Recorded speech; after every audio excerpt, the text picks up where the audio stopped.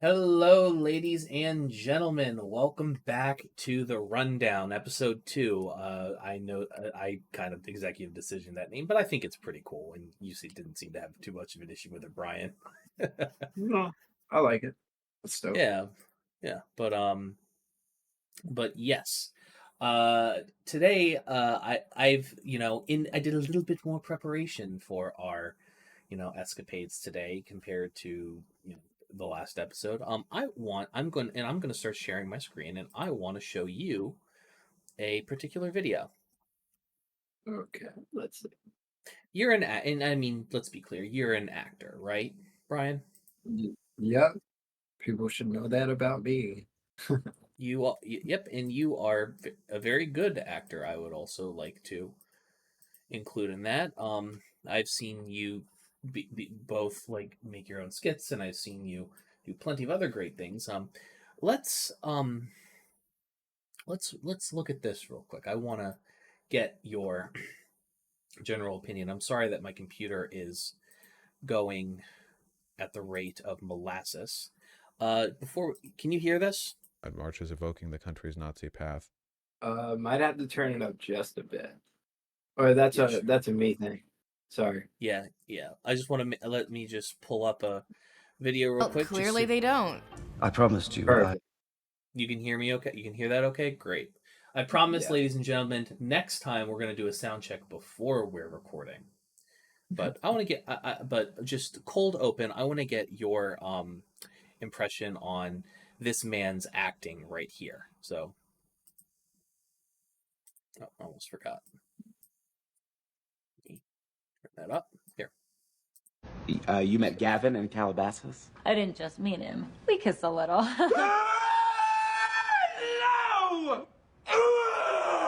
Schmidt, what happened? What's wrong? You just made out with my dad.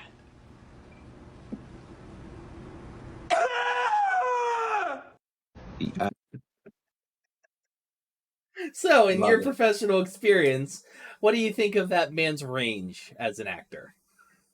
Well, he's also this is from New Girl, right? That's Is. Schmidt. That's Schmidt. I heard that him, the I don't know the actor names. Nick is another character. And I don't know. All of them, yeah. I was just gonna make the point that I think all three of those guys that have been on the show, like they're really taking their like acting game up right now. Like the black guy, he's in Fargo and he does all these like bank commercials. So that's good that he's working more. But I mean, It's steady money. Yeah. and other dude is Peter Parker in the Spider-Verse movies, and he's doing some other stuff. But I mean, I my girlfriend loves New Girl. The episodes I've seen of it are hilarious. Yeah. So I have a hard time watching New Girl because you know me, I have a very difficult time I get very bad third party cringe, so that is definitely a difficulty that I have to deal with. But I get that. Yeah.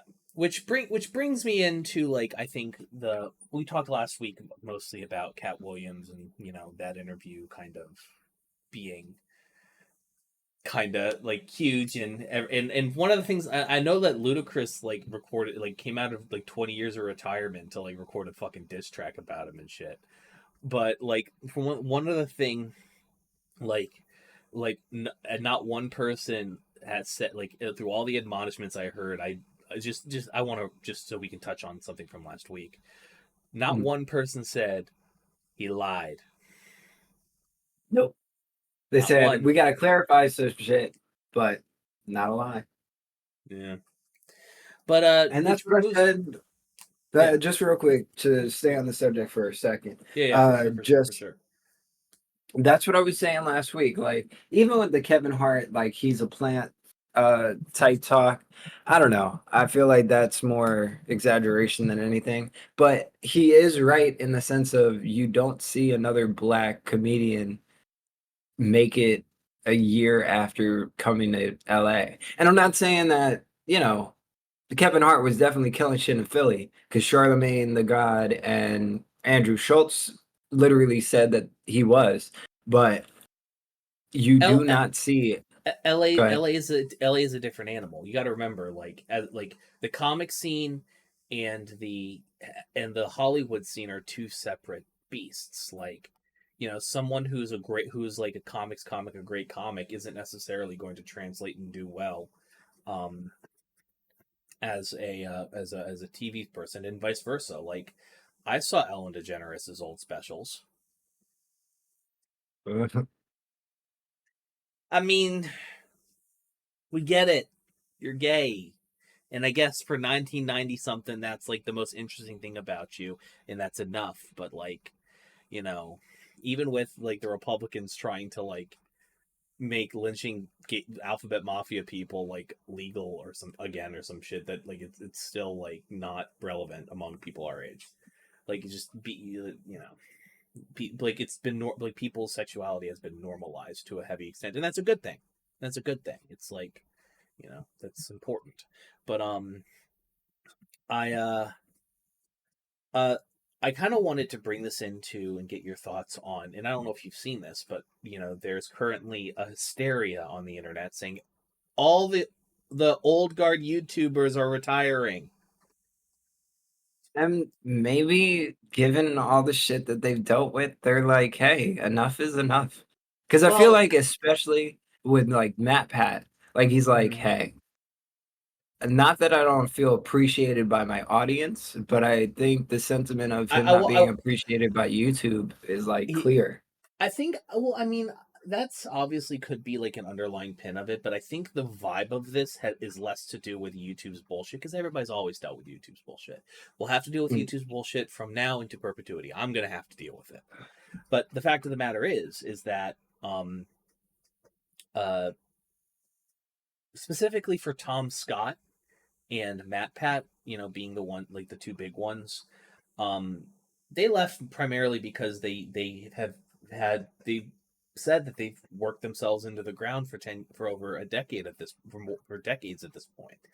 And Tom Scott was very much like, I've been neglecting relationships, and Matt Pat was like, I'd like to have dinner with my wife and talk about something besides work. You know what I mean? Like Well, yeah, I think me and you saw a generation of YouTubers who didn't know what a YouTuber was supposed to be. So then they they had kind to of paved have the road. not only that, but they had to have like breakneck work ethic that not many people in other fields have. I akin it to something like game development and being in the stages of crunch, but like that's the entirety of your career, you know? Because Yeah, I think of these things like with Jacksepticeye and Markiplier and PewDiePie, who used to put out 2 videos a day every single day, and even they were like, hey, this is too fucking much, from uh filming the stuff to editing to posting and social media behind it. I feel like a lot of YouTubers who maintain the once a post daily routine that YouTube makes you follow, yeah. um I feel like they slowly but surely started to see that even with live streams, it wasn't as worth it compared to the moments that they were missing out on. Yeah.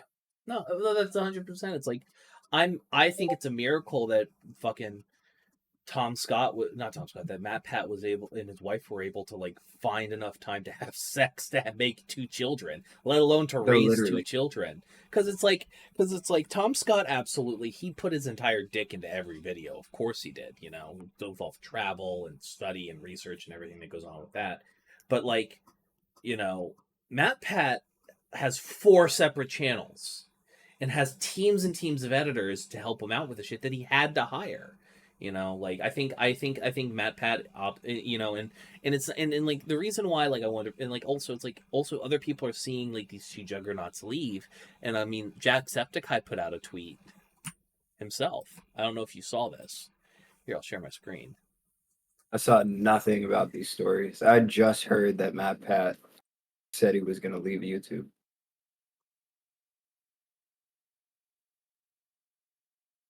Why I don't know why my Discord is being molasses levels of slow, but Here. Okay. I'm just let me pull this up so we can see it properly. That's not supposed to be that way, but whatever. We're a professional outlet here, folks. Yeah.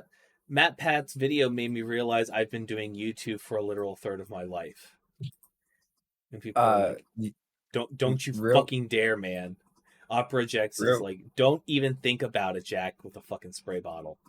Hey, Evan, real quick. What's up? What's up? There's a hella echo. Is there now? I don't know if it's on my end. It's probably on your end. I don't think there's too bad of an echo on my end, but I stopped sharing, so it should be better now. Yeah, when you were sharing the screen, at least for me, it was bad. I don't know about the audience, but yeah, I mean, it's crazy. They literally are slaving away in some respect. Don't get me wrong. I'm not saying that they don't make money from it. They definitely do. But And I mean the work ethic- I mean that's the profession that I'm choosing myself because I do find joy in content creation. There's a really interesting TikTok that was out that I saw a little while ago. I'll see if I can find it while I'm talking about it. But basically, in a nutshell, what effectively is the case is, here it is. I found it. Here's If you've been on YouTube, here's the TikTok in question. Let me share my screen and I'll share it with everybody. God, I hate how fucking slow this is. Here. I'm also gonna sending you a video over Insta after this. Nice. But I'll get that queued up. Here. For sure. This is the TikTok in question. Here's something I want you all to ponder. When men are That's not it. That's not it. a group of That's not it. Where the fuck did it go? asking for your What the fuck? All right, there it is. I'm stupid. at all recently, you may have All right, here. Can you hear it okay? Yeah, you already know. You already did sound Perfect. good.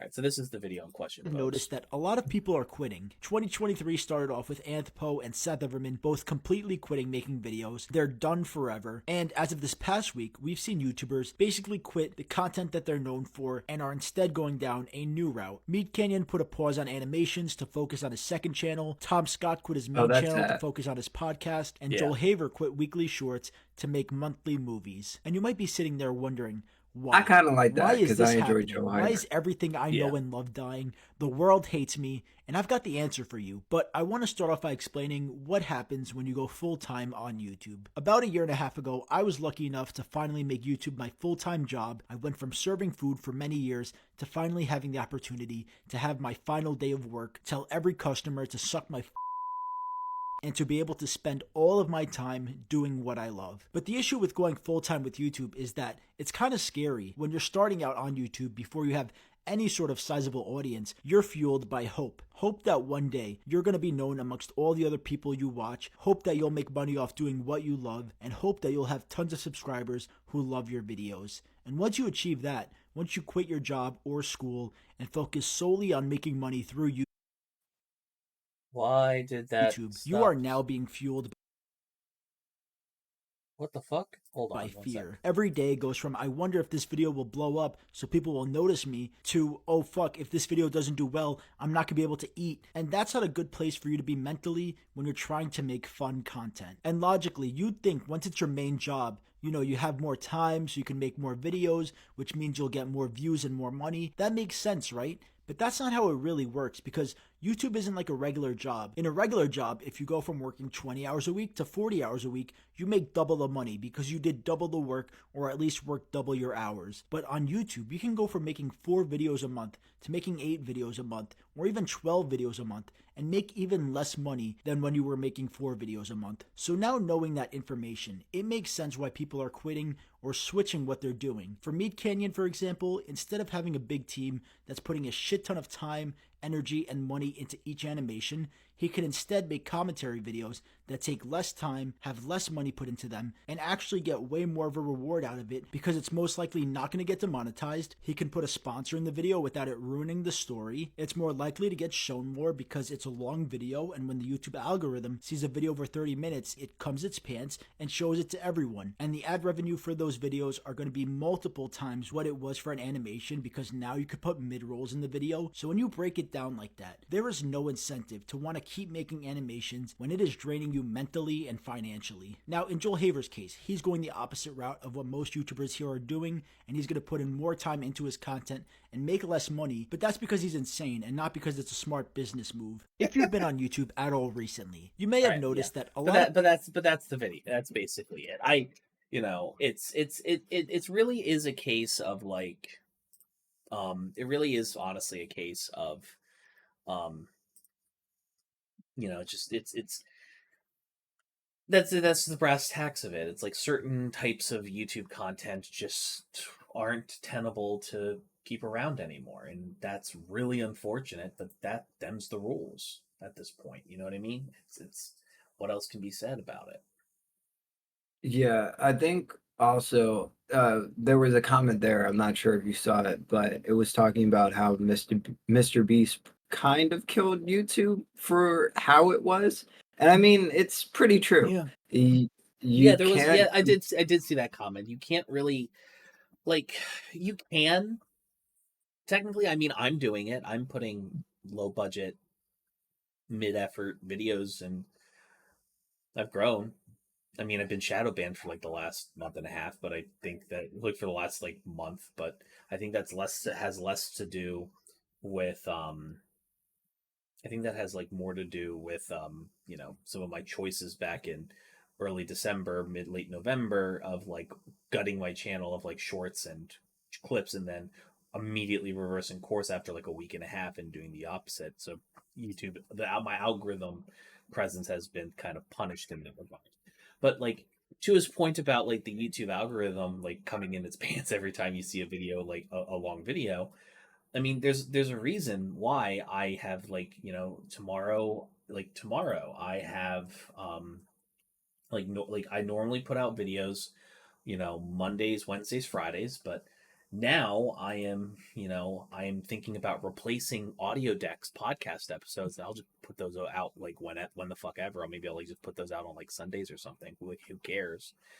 And and tomorrow I am I started doing commentary videos. Like today, Thursday, I had a pretty sizable clip from my last stream, which was it was only like 5 or 6 minutes long, but I was railing against Take-Two Interactive and their choice to make GTA 6 a console exclusive. Not one particular console, but just there's no PC ports. And the reason for that is they don't want to deal with modding this time around, which I get. I get that, but like I get that from a business sense, but it still sucks. I don't know. I don't quite agree because Take-Two did the same shit with GTA 5. They always do Yeah, it. well, they did it with GTA 5 until they got so unbelievably lambasted by the community that they reversed course and they changed their No, thing. they usually wait like 6 months to a year and then they do a PC port because it happened with Red Dead 2. It was console exclusive until a year in because it got released with Red Dead Online because they had the $20 option. GTA 5, I remember without a doubt they did that shit. And because GTA Online wasn't released when it first released, and they wanted PC players to be able to do it. This is the reason that they said they wanted PC players to have the updated graphics and everything, and then also have GTA Online in the game. But I get what you're saying. I hear you. Yeah, but like to bring it back to what we were originally talking about, like functionally at the end of the day, like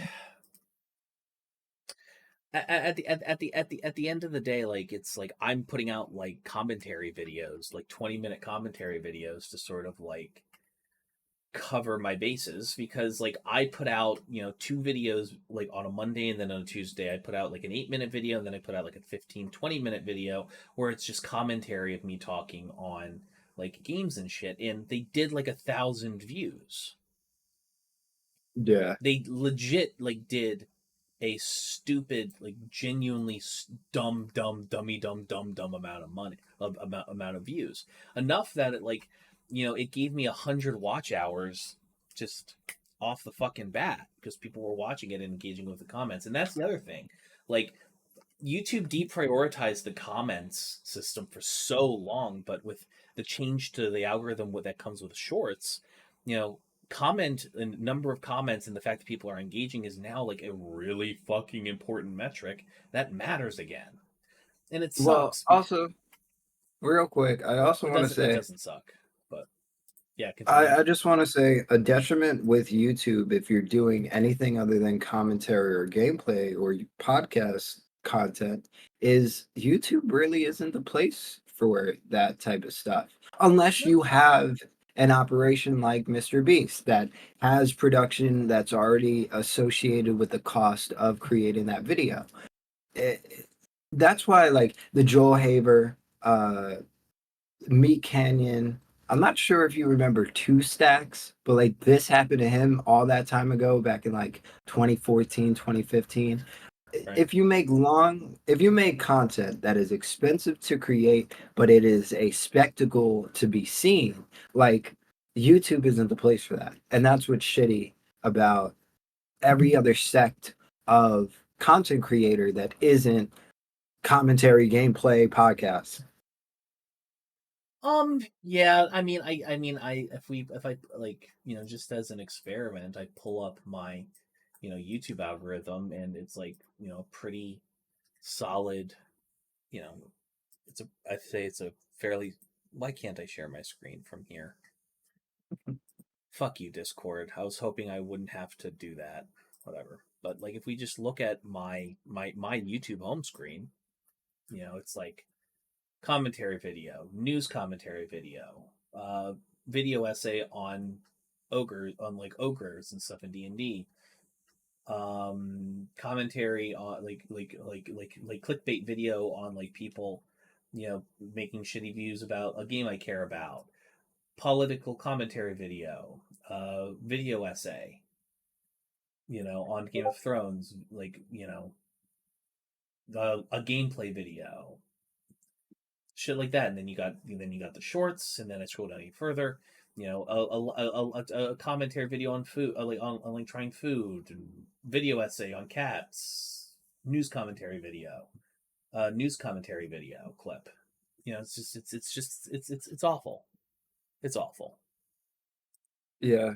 I think this is my last like opinion on the whole matter. I feel like when that first YouTube uh culling began, I don't remember if it was the one where PewDiePie dropped the N-word, but around that time. Which adpocalypse? You talking about the apocalypses? Yeah. Or maybe even like the what is it? Oh shit, I can't remember the word. The Spider-Man Elsa videos. Like even at that time, I feel like the emphasis when uh advertisers had the ability to, have final say on a place like YouTube, that was the beginning of the end. Yeah. And don't get me wrong, I know it's how they make their money, but it still sucks. So real quick, Right. this video, Dragon Ball Z Sparkling Zero is coming out soon. It doesn't have a release date yet, but it's pretty much the new Budokai Tenkaichi. Before you play Okay. it, just let Okay. me spit a Just little, spiel a right? little bit. Okay. So, one thing that I've always loved is Budokai Tenkaichi 3. I love the Budokai Tenkaichi game series. If you know, you know. Like the definitive Dragon Ball Z game, fighting games, right? Right. Emulation is such an interesting subject, and it's a video that I saw on Instagram where they bring Budokai Tenkaichi 3, a game made back in like '06 or '07, and they fully make it 4K HD and say, and I don't even know the more, uh, you know, inclusive terms, but just you could play the video now because watching this video, it is crazy to think that you could do this with any game on PC because emulation. Well, yeah. All right. So let me play this real quick. Also, I should probably just real quick close a bunch of these. So I'm not watching that. I'm not watching that. I'm not watching that. Here. No problem. No problem. Here. Okay. Play the heavily requested Dragon Ball Z BT3. I'm running the Wii version on the East Uduka build of the Dolphin emulator. First, I bumped the original resolution of 640 by 528 up 8x to 5120 by 4224. You'll Gorgeous. notice the cell shading looks pixelated. Go to Graphics Enhancements and enable Scaled EFE Copy. Now it's not pixelated, but we have a new problem of ghosting. Go to Graphics Enhancements 2 and slide the conditional EFE Copy slider to around If you just wanna go to 16%. the This end gets of us the video, playing you in can, crystal 'cause clear I just 5. like the. I want to see how he like does it step by step. Okay, for sure. It's interesting. Fine with me. K resolution. Next, I enable the following emulator enhancements: 2x MXAA, 16x anisotropic filtering, disable fog, force 24-bit color, force dithering, per pixel lighting, Phong lighting, and auto bumps. Then I grab Stan 21's HD texture pack, name it the game serial number, place it in the emulator load texture folder, and go to Graphics Advanced and enable load custom textures. Now we are running AI upscaled high resolution textures. Lastly, go to Graphics Post Processing and add Ishiduka FX, enable scene tone mapping, texture sharpen, and pixel vibrance. If you are feeling adventurous, you can enable SSAO and SSGI, which injects global illumination and looks cool to me, but totally changes the art style. Here it is from the base resolution, bumped to 5K, then with the emulator enhancements and fixes, followed by the HD textures, then with post-processing global illumination if you so desire. Or from start all the way to finished product. Praise emulation and of code to the sun. Amen. Behold! Yeah, that's gorgeous. That's actually genuinely fucking insane. And he posts like a whole bunch of tutorial videos on all games. So Now, I want to be clear. I personally am not a graphics junkie at all. yeah, I mean, I'll never do that. No, it's not even that. It's just graphics are so low on like the range of like the things that I care about that it's cool, and don't get me wrong, it's a great cool feat of engineering, but I don't necessarily feel like it's something that matters. I feel like when it comes to gameplay, it's more important. But as far as emulation is concerned, I'm very much for the practice of emulation because there's very much a lot of games that are lost to history, and they are lost to history because of the short-sightedness and greed of gaming publishers and conglomerates and corporations and shit. So that I think I have a very loose determination of. I think it is, regardless of the legality, I personally believe, and this is not me advocating for anybody else, this is just my own personal belief, that it is morally okay to pirate a game and emulate it if the company that owns that IP or if the company that like owns that game has given you zero possible way of legally buying it from them. Now, people might jump into the comments here and say, "But Evan, what about the third-hand market?" I'm gonna Google you guys a game, and I'm gonna show you guys a game. Okay, so this is a game that I played. It's a GameCube game. It's lovely. It's called Gotcha Force. My good friend Declan Hendricks. It is a awesome like beat 'em up fighter type of game where you've got hundreds and hundreds of different characters that you can like fight things with, and it's like it's like little toys that are like Dragon Ball Z fighter toys. It's awesome. It's a wonderfully great game.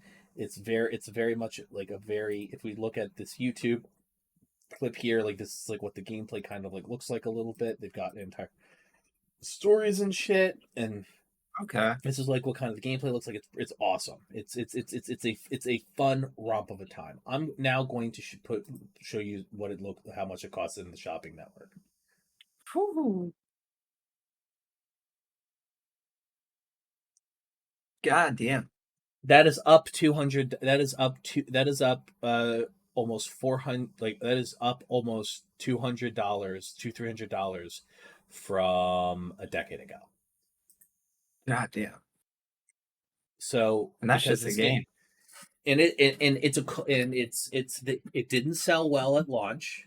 They didn't make many reprints of it, and so unfortunately, that's all there is.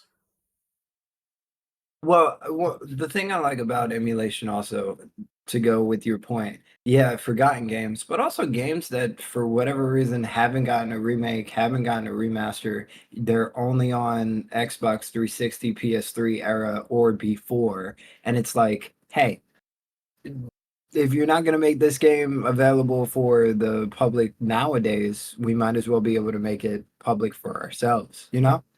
Right, and the thing is that the Electronic Frontier Foundation, which is I believe, no, it's not the EFF. It's a different one. It's there's basically the trade group that represents um the video game industry has lobbied Congress repeatedly to prevent them from adding, you know, like rules for video game archivization. And Well, because you Evan, let and me because ask you this. what's up? Sorry, finish your Go point, for it. please. Yeah, I would just I go or you go. I go. I go. Okay, I go. The last thing I was gonna say was, and it's primarily because, and of course, the octogenarians that run our country aren't gonna care about, are gonna be like, okay, fine, whatever, we won't put it in the bill. Who gives a shit? Because they, don't really um, view video games as like a a medium worth protecting. They view it as like a toy. They still are thinking about it's like, oh, it's just a toy. These are just toy makers. Who gives a shit, right? Which brings me, which that point I'm gonna touch back on after you say your point, when I move us into the next subject that I think is gonna get you fucking heated. okay. Let me ask you this. I just got the PS5 about a week, having it 2 weeks at this point, maybe. Something interesting I read in their terms of service is even if you purchase a physical copy, you are licensing the game. Yeah. How do you feel? How does that make you feel? Because I know you're big on game ownership. You will. It's just another example of corporations telling us you will own nothing, live in the pod, eat the bug. Literally. But I posted a video today, and it came out today because and we can and it was just my kind of opinion. It was like me covering the subject matter and everything of that. But I'll pull this. I'll pull it up in a new tab. I'm not going to play it just because I want everybody watching this video to go watch that video, because God damn it, give me some fucking watch time. I want to make YouTube partner, but also because I'm not going to just sit here and play a video that I made talking about something that feels like particularly narcissistic. Now, what is the specifics of this? Because I heard about it, but I didn't read about it. So basically, what happened was I was hoping to Without keep it. I was hoping to keep it up. without giving your Yeah, I was hoping to keep personal it up. opinion, I so wanted to people keep. can still see it. I wanted to keep the thumbnail up for it, but it's whatever. Yeah. But basically, in a nutshell, the shit that happened with it was So you're aware that like the SAG-AFTRA members, all of them were just like, fuck AI. We don't want like to be forced to use AI, and we don't want like our art to be used to train artificial intelligence to make bad art. Yeah. And for dumb executives who don't have an artful bone in their fucking body to try and use that to save some fucking money. Like as an artist yourself, like you're inclined to like agree with that statement more or less. Definitely. So here's the issue. Replica AI, right? Replica AI is basically so Replica AI is essentially a company that has effectively made the choice that basically takes voice models, and they basically take voice models and they just, they allow you to like buy, like to generate, voices for games and stuff. So I'm gonna type in Replica Studios example, and they have a YouTube channel where you can like look at, some of their products and what they're doing. And so I'm gonna go to their videos here, and I'm gonna pull up. This was the video that I used for that one, and this is,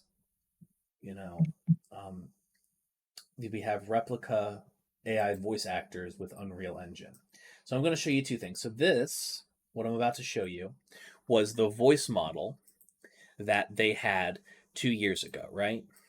This was the voice model that, like, this came out 2-3 years ago. This was the technology that they were using to, do everything the way they were going to, right? Let me play this for you real quick. The Black Soul Stone contains thousands of demonic souls. Your mind in ruins. My family was butchered by Hellspawn. To witness such a thing is enough to leave your mind in ruins. And then they do some other shenanigans to try and make it better. My family was butchered by Hellspawn. To witness such a thing is enough to leave your mind in ruins. And then you can add even more filters and stuff. Butchered by Hellspawn. To witness such a thing is enough to leave your mind in ruins. And then basically they are glorifying that. And this came out 3 years ago. Okay. This came out 3 years ago. Now this are the models that they're using. This came out a month ago. Okay. This is their generation of AI voice models. So they basically like upgraded their entire library.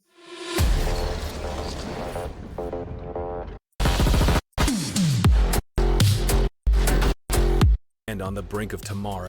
Here. We stand on the brink of tomorrow, always ready for what's next.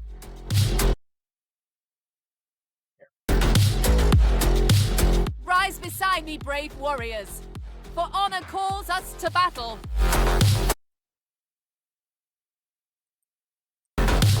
Ready the arrows. Hold! Hold! Fire! Here, one more. So, what are you waiting for? Let's do this. Yeah. So that's so oddly enough, not particularly, you think that over the course of 3 years shit would get better. Well, I think part of the reason that they've had some difficulties with this is because they are finding voice actors that are willing to let you use their voices, and finding voice actors that have enough range that this would be something worth doing is, hard. So where the SAG-AFTRA stuff comes in is apparently in a closed door meeting and negotiation with Replica Studios, SAG-AFTRA okayed members of the Actors Guild to sell their AI replicas to Replica Studios, and they'll get compensated whenever they're used. And also they have the ability to deny their stuff being used in perpetuity. So let me break that down real quick. Everybody in SAG-AFTRA said no. We want as little AI as possible. 2, they allow like actors who are in financially dire straits now have an avenue that will effectively devalue their ability to make art in the future for the benefit of short-term gain. And lastly, people's voices not being used in perpetuity is opt-in. It's not the default. You have to explicitly say that. Here's my And so 'cause- and before you get started, I want to just wrap up, letting you know, Yep. like all the fucking Cartoon Network era VAs, like it wasn't just. And here's the thing: it was specifically in video game voice actors and people in the wider voice acting community for things like Cartoon Network, animation, stuff like that. Those are very, very much, vocalizing on this too. Nobody, it's like nobody seems to have been asked about this meeting, like on this, or seen it until the press release and the voice actor and part of SAG-AFTRA. Except the SAG-AFTRA leadership said that in two with, like, talking with our affected, members, we talked with our affected members and came to an agreement that would be the best for their professional, for like their rights and careers. Even though, so what I'm thinking what happened is you probably had some of the geriatric fucks that run the SAG-AFTRA, like Fran Drescher. No, I love the nanny, but like she's old as shit, like in my mind's eye, who probably had a bunch of people like around her age or older in that meeting room saying, I've done some VA work before. And then they took that at face value, like it was like celebrity cameos or some shit in like in a Disney movie. And it's not like you're a fucking Neil Newbon who played fucking Asterion in Baldur's Gate and Heisenberg in fucking Resident Evil Village. Is just two stark fucking things. He also did the mocap work and grunting for fucking Nemesis in the RE3 remake. So it's like people are in the community are very, very upset about this, and they're most upset that nobody brought it to a vote. Well, here's my opinion on the whole thing, right? I don't necessarily agree that the nanny should be the president of SAG currently. I don't agree with that at all. I don't know how that happens, but it is what it is. Also, when the only thing that stopped the union, the SAG and SAG-AFTRA actors and the writers strike, was the fact that they came to a tentative agreement for the next 3 years. So, because they did this tentative agreement with the studios for the next 3 years to not make a deciding vote on AI either way, or they might have said that we're not going to utilize AI in making movies for the next 3 years. If they're making this back room deal with an AI audio generation company, that kind of tells me that they knew the strikes were a losing battle, that they were trying to save face, and they did accomplish one success in making it opt-in as opposed to in perpetuity without a doubt 100% of the time. But it still doesn't show that SAG-AFTRA actually sees a future without the utilization of AI. I don't know if 3 years is going to be the definitive time, but you know what I think it was. I think what SAG-AFTRA leadership was trying to do is they were very much trying. They used video game voice actors. They used video game voice actors as the proverbial whipping boys here. Like they knew that, like, here's the thing: the studios are pushing, like, they want to use AI. They want to, because they are fighting for it tooth and fucking. They will accept anything so long as they're able to fucking use it. And it's one of those things where it's like a immovable force meets unstoppable object, right? So it's like. Yeah. SAG is going to be like all of the major studios would rather go bankrupt and Hollywood shut the fuck down and have to be rebuilt from the ashes by new people or some shit before they like give up on the idea of, oh, we don't have to pay some actors anymore because we can just generate their voices. They want it so. They want it. They're willing to kill these fucking businesses over the ability to fuck over actors and talent. And that's what always I never made it never made sense to me, especially at this late in the game, that these studios and these executives are walking away with record profits, even if the movie is dog Dog shit. shit. They turn around, they tell you exactly what to do, how to do it, when to do it. They tell the writers parameters that they have to stay within. Mind you, a writer should never have parameters unless they impose them themselves. So, and then they turn around and they swallow all of this profit and say there is not enough of a piece of food off of the bone for you to pick at. It's crazy. It's almost crazy. it's almost as if that the executives that are in charge of large corporations are more like leeches than they are dutiful stewards of a company. Well, that's why the Roadrunner movie thing was so interesting. For people who don't know, there was supposed to be a John Cena Roadrunner Looney Tunes It was movie. made, it tested well with audience, people were excited for it, and then they shelved it for a tax break. You know what else they shelved for a tax break? Cartoon Network Studios. And Batman, Batwoman. Or Batgirl. I don't know. I gotta be honest with you, Chief Keef. I feel like them shelving the entirety of Cartoon Network Studios as like for a tax break was like fucking, that hurt my soul in a level that I just like. And you know what the funny thing is, you said it because you said it like, I just don't understand how these these executives do exactly fucking all. They actively ruin, artistic direction and stuff, like the fucking creator of the West Wing, like literally was fighting executives show notes tooth and nail, and he never took a note, even though they tried to make him take a note, and all their notes were fucking bad.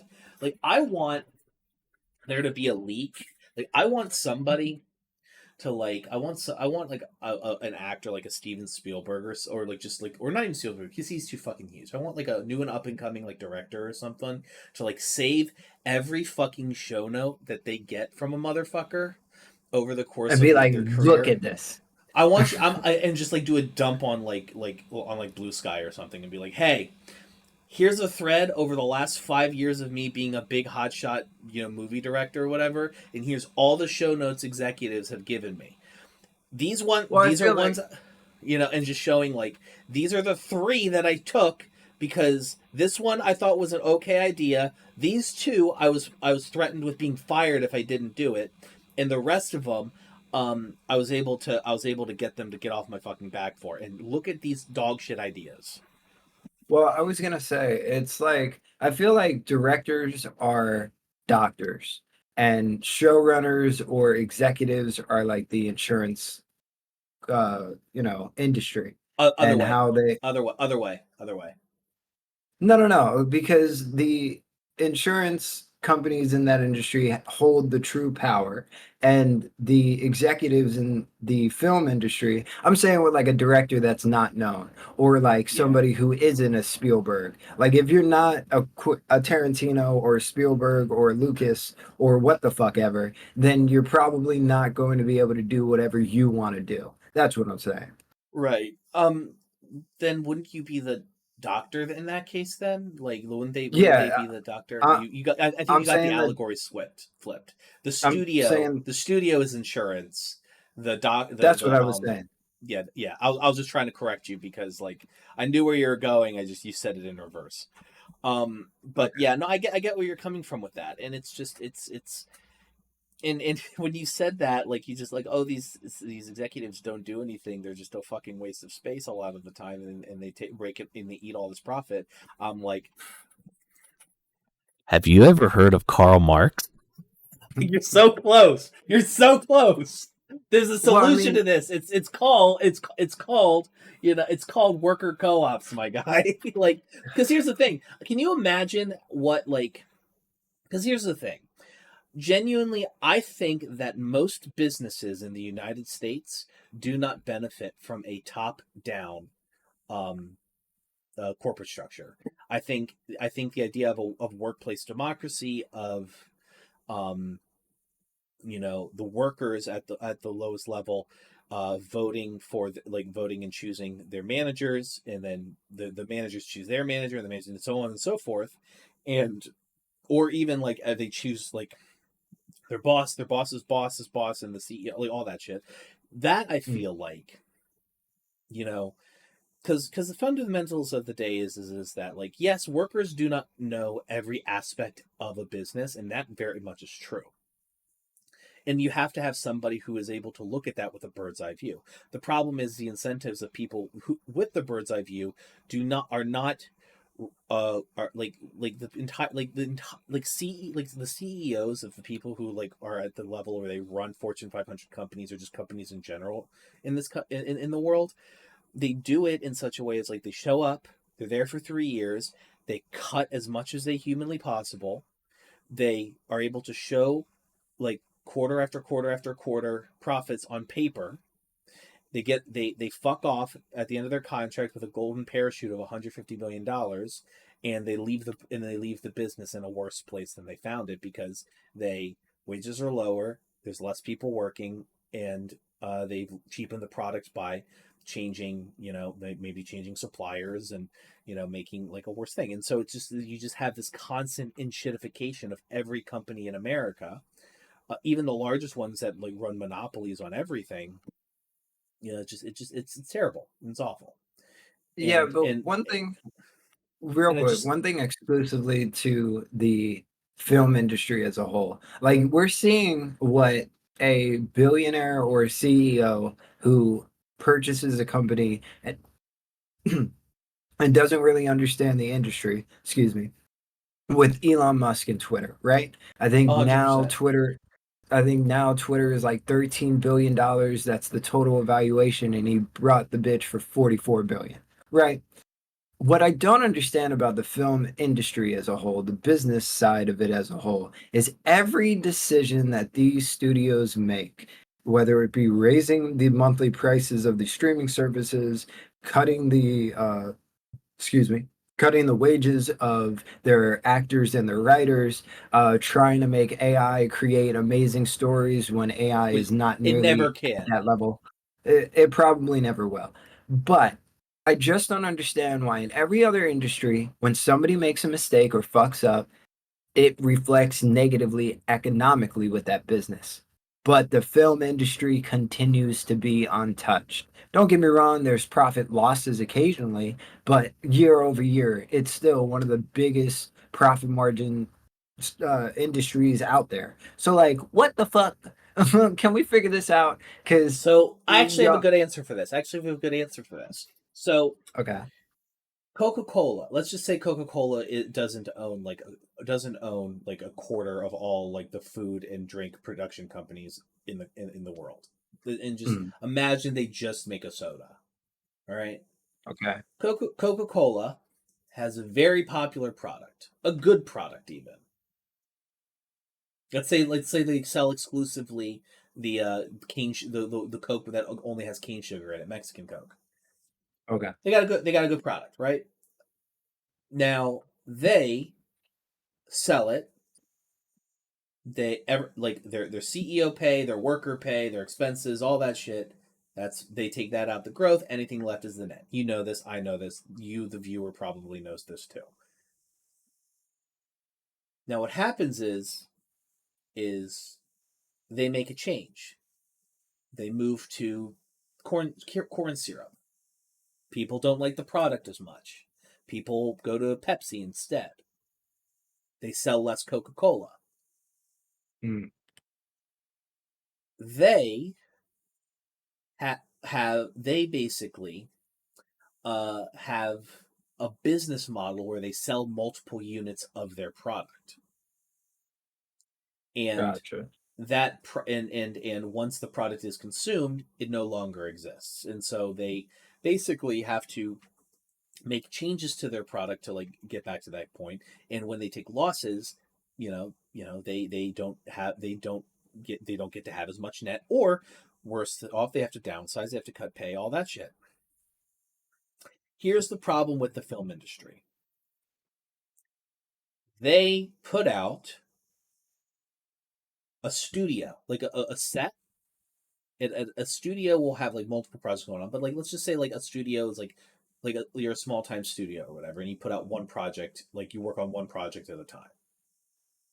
You make that one project, you spend millions of dollars on this project. It bombs. So what do? You have no money. What do? You write that shit off for taxes. You write that shit off for taxes, and then because you did estimated taxes, you do estimated taxes as a big corporate business, you get a rebate from the government. Yeah, and I think what I'm saying is the idea that that's how you stay open, it should be changed because obviously it is not being utilized in the way that whoever created that law saw fit. That's what I'm saying. Right. So the big thing I will personally say is that I think that the idea of like studio executives needs to go away. I think the idea of like, I think that Without a like, doubt. because here's the thing, I understand that a lot of artists and a lot of creatives, are ditzy morons. Not all, certainly not all, and certainly not as many as people think they are. But you and I have both met people in our lives that are self-proclaimed artists, and I'm like, you got talent. You ain't fucking going nowhere, though. Well, I think with talent, especially or being creative, you need a grounded person to be like, hey, logistically, this is what we could get away with. We can't do whatever the fuck you're thinking in your head. Right. But that's how you get bullshit like The Room. Well, what I'm saying is like, to avoid making a room, you need a team of people to actually keep you based in reality. However, the people who are keeping you based in reality should not be the ones coming up with the creative ideas. And I think that's what the fuck we continue to see. Right. And I think the other big problem is that I think that like there's plenty of artists that are that grounded person and can all and like that, but I think those are the types of people that in a worker cooperative type of system would be voted by the electricians, the staff, all that shit, like by the people who work for the different production company, and they're the ones that become in charge of like a studio, right? Like a worker cooperative studio. You have, instead of like having to like ditch between contract and contract, you work at the one place. You might pick up contracts other places, you might take work hiatuses, but like you're a member of the collective and you get to vote. So like, yeah, you might not be getting paid because you're not working on the project at the collective for the time being, but like, you could have a collective that mandatory, you got to work on one project a year with us to stay a part of this bitch. And if you do, just real quick. and if you do, the profits are reinvested back into the workforce here, and then we also vote, and you also vote on who the fuck it runs this bitch. So we don't have dumbass fucking executives who still think it's okay to call women doll or babe or sweetheart and they're not related to them or fucking them in any way. Yeah, I don't know, dude. Sorry, continue. Just one last thing about how voice actors continue to get fucked. I'm not sure if you saw it, but I just got Mortal Kombat 1. They have a character in Mortal Kombat 1 called Quan Chi, and the voice actor, who also did the mocap, I'm pretty sure, for all of his moves, didn't get paid, at least not for his voice acting work. And I know people are gonna say, well, hey, he signed the contract, he knew what he was gonna get. True. Fuck off. However, the fact that we are in a time and day where somebody is literally part of the fucking campaign, because mind you, he's a DLC character if you want to play as him, but he's part of the fucking campaign. And I'm like, he's an actual character who has lines, who continues the story. He probably did the motion capture as well, and he got paid. Fuck off. That's craziness. And then on top of that, last little tangent, but his character himself is being sold for $8 outside of the like season pass. And I'm like, yo, the amount of people who brought just the DLC character, just him, that profit itself should be going to him. Even if it's like $2 per sale. Cause fucking J.K. Simmons is voicing Omni-Man, and I know that nigga got paid. Well, I mean, but also J.K. Simmons probably had the fucking he had a union deal. Probably, probably. It's also probably why Anthony Starr, the guy who does Homelander, isn't going to voice Homelander in MK1. So, but John Cena is, and I know he got paid too. Yeah, it's just it's frustrating because like I myself I'm a software developer, right? My industry is by no means protected by any type of union anywhere. Like the banks, like if I feel like when I was working at JP, if I had mentioned the idea of, hey, maybe we should start a union so we have like better working hours, better treatment, better pay, all that stuff, I would be black bagged and brought behind the building and shot. Yep. Because like the like the idea of like it's just rich people hate unions because it means they're not able to exploit workers the way they want to. And that's why my position on unions has always been, I respect them highly. And for fields like fucking computer web development or fucking acting, you need a union. But when I was a fucking 16-year-old worker and most of my paycheck was going to a union I was never going to see the benefits from, that's when I was like, fuck unions, what the fuck. Yeah, it's especially at an Acme. Like the problem is Acme in particular, where you worked, is a captive union. Yep. And obviously I know the difference now. Yeah. And then that's what I remember. Like honestly, it took you like a year. Like that's a huge difference between like now and a year ago. Well, I always will have the position of if you think if you're lucky enough, right, to have a manager or a boss or a authority that you feel isn't going to fuck you over, then I feel like you should be able to opt out of paying union dues because that's your choice. Now, if shit goes down, I feel like, legally you could still sue them or the business or what the fuck ever. But for the short term gain, sometimes that is better than the long term possibility of what if shit goes wrong. And absolutely. And the only thing I'd say in response to that is like, because that's ostensibly right to work, legislation.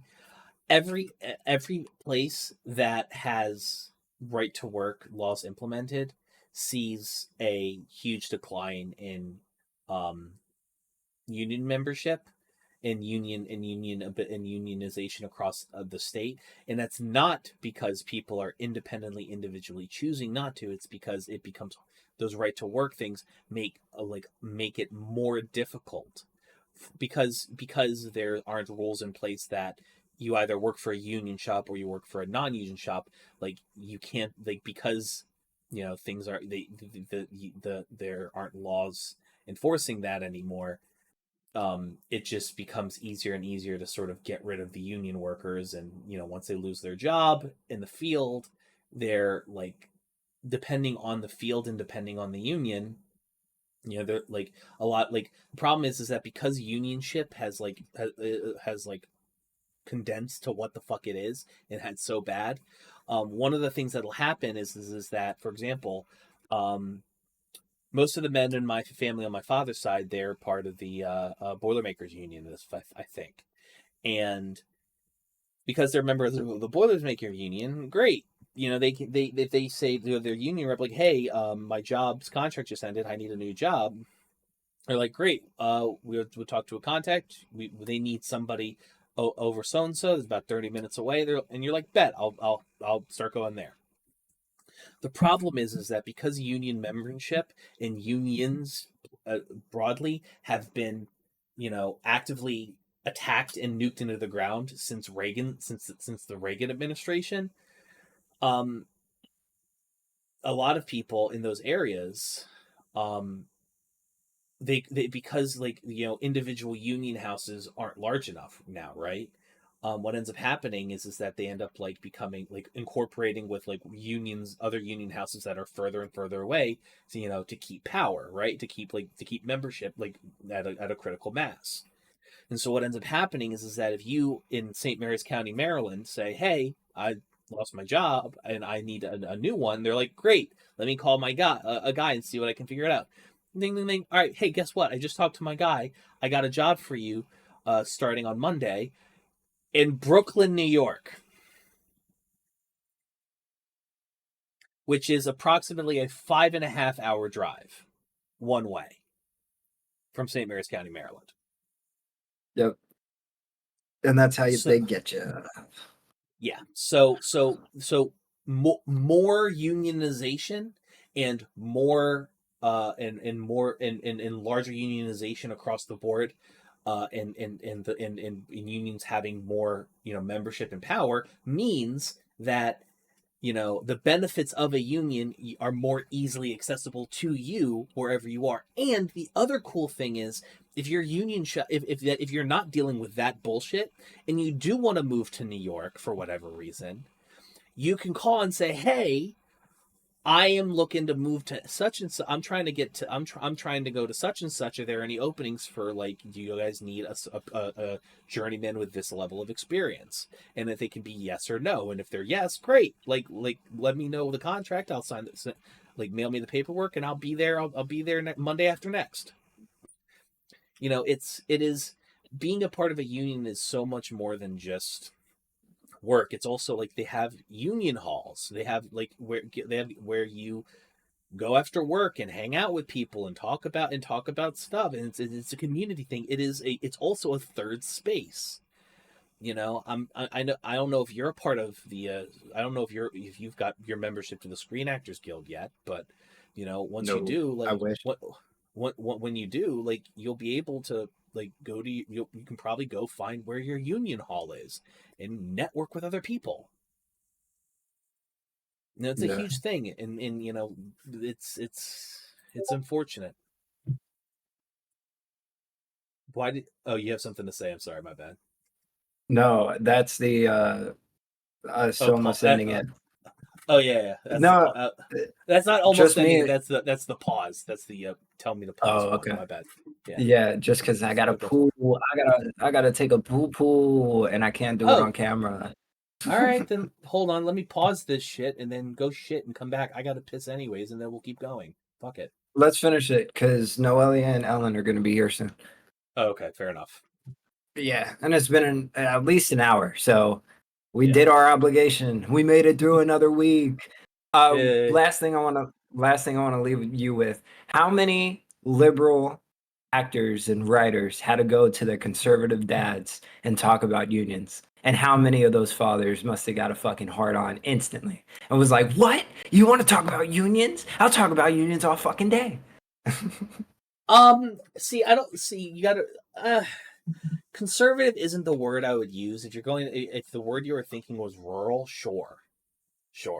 But but people who identify as conservative do not like unions. The people that No. Conservative politicians don't like unions. Conservative voters love unions. Those are the ones who, at least 80s and 90s, unions. It depends. And the reason why I say it depends is because there's different types of conservatives, right? Like, you have like your rural, your working class, like laborer types who like are ostensibly pro union, all that shit, whatever, the on board, fine, whatever. Then you have, your Jan 6 types, right?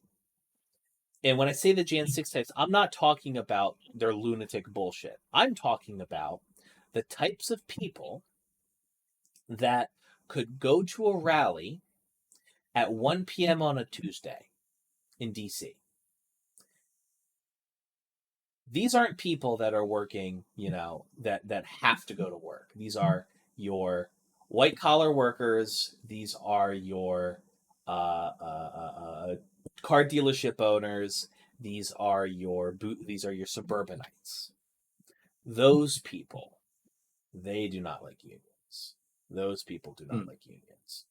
And so the umbrance I take with conservative when you use a conservative is because conservatism ostensibly as an ideology does not like collective action and collectivism that unions provide.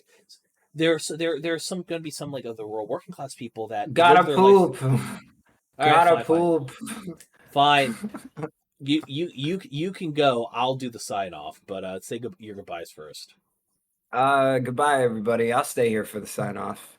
All right, ladies and gentlemen, thank you guys for watching the rundown, where we basically run down some shit that's going on the week. I put a little more effort. I kept a little at least for this, I kept a keep. I took I used Google Keep Notes to keep a list of some things that I wanted us to talk about.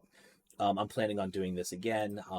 No pressure on you to do it, Brian. I'm happy to do a little research and carry the show. I was gonna say, send me a link or a way to contribute to that, and I'll definitely add subjects myself. I'm more than happy to. Honestly, I would say just going forward, you can just keep a notes app yourself, and just we'll just get through as many subjects as we can before we call it a night. But I won't lie, I enjoy you bringing them up, so I'll probably just send them to you. Hell yeah! And you could just keep us on track. Yeah, just Instagram. Send me something on Instagram and say add to the list. Cool. But yeah, ladies and gentlemen, thank you so much for watching the rundown. Below me here, or if you can see it, is HIMediaTV/donate. Yo boy is broke, could use the help. Also, channel members get access to the rundown 2 days early. I'm going to be uploading this to our Discord channel immediately after we're done, but it comes out Saturday at 10 in the morning. So if you want to hear it early, please consider doing that. And Jackson says hi. Hi, Jackson. I like Jackson a lot. For everybody listening, That link is himedia.gg/donate. Ladies and gentlemen, thank you so much for listening to the rundown as part of I Can't Shut Up Unless You Tell Me to here on HIMediaTV. I am joined by the illustrious Brian Ortega. Thank you so much for listening. I will catch y'all later. Homeboy's got to go shit. Bye, y'all. Love you guys.